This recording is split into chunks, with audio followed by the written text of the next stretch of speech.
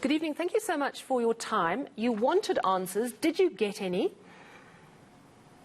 No, not at all, Sally. Good evening to you and good evening to your viewers. Unfortunately, today, confusion largely reigned. We were left with more questions than answers.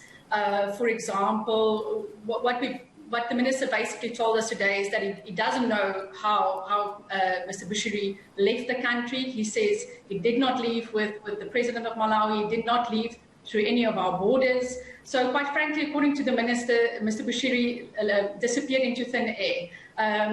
That stood in stark contrast with our chairperson, Advocate Bongani Bongo, who believes that Mr. Bushiri did leave on the plane with the Malawian president. So we were left with more questions and answers, a lot of confusion. We were told about the various passports which Mr. Bushiri has. But of course, I think today, again, South Africans deserved answers. South Africans are very angry about this issue. It's just the other day when the Guptas and Mr. al-Bashir left in similar manner. And I describe today as really, it's a national embarrassment for us to be treated like fools. Nobody's giving us answers. Nobody's giving us the full details. And quite frankly, the story doesn't really add up. So we were left very disappointed today, Sally. It's quite alarming, don't you think, however, that Bongani Bongo, the chair of this committee, doesn't believe that it's been completely discredited, that they left on the Malawian president's plane. I mean, we've got a statement from the Department of International Relations saying we've smoothed over the diplomatic issues caused by that particular story and the delay. That plane was searched, and I'm just wondering, did the chairman explain why he still believes it's a theory when everyone else has said it's absolutely not the way they left the country? Well, it's very interesting. Like I said, we didn't get any answers today. I mean, he seems to believe that we need to look at the footage of the airbase, and that somehow we will find Mr. Bushiri there boarding the plane with the president. Whereas the minister says it's completely not the case. But also the minister's story doesn't hold up either, because the minister says, well, he didn't leave through any border. So how can a person just disappear like this? So really, it's two contradictory views. But I guess, like I said, there's probably people in the ANC that knows more than we do.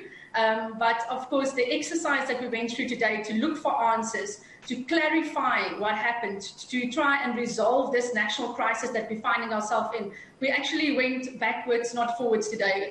People were, contradicting each other and just not giving us the real answers. So it was really a disappointing day. But I think it raises bigger questions about the failure of our immigration system, as a whole. And I said, at this stage, the way that our borders are being compromised on a daily basis, it's really a cause for concern. It puts at risk the safety and security of our nation.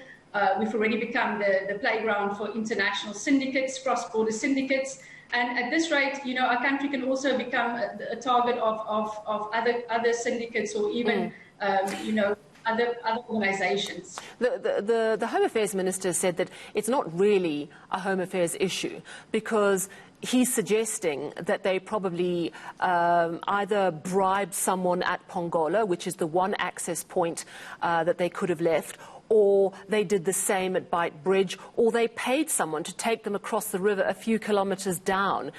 Do you think he's got a point, though, that this really is a failure of a number of departments, not just Home Affairs?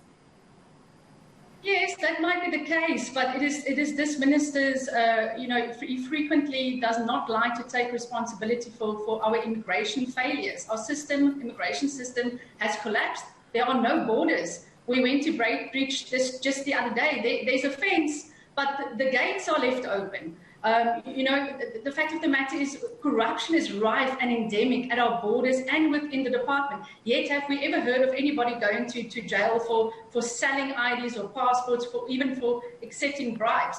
So unfortunately, as much as it is a story of various ministers of various departments, the Minister of Home Affairs must also come to the table and tell us what he's going to do to close the gaps, to fix our broken immigration system.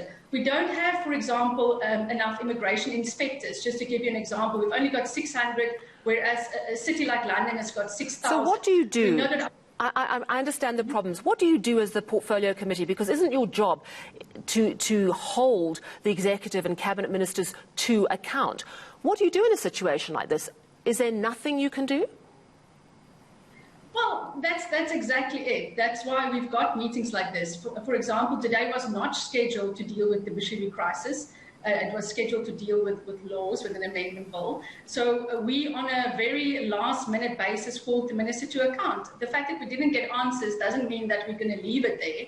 Of course, we need to interrogate these issues further. We need to call him possibly to the next portfolio committee. We need to keep on the issues. We need to look for the gaps in the system. We need to ask, the minister said today, while he didn't know that he was supposed to come and tell us about how he's planning to fix the immigration system, but clearly he needs to come back and table that plan. What is the plan, for example, to secure the borders?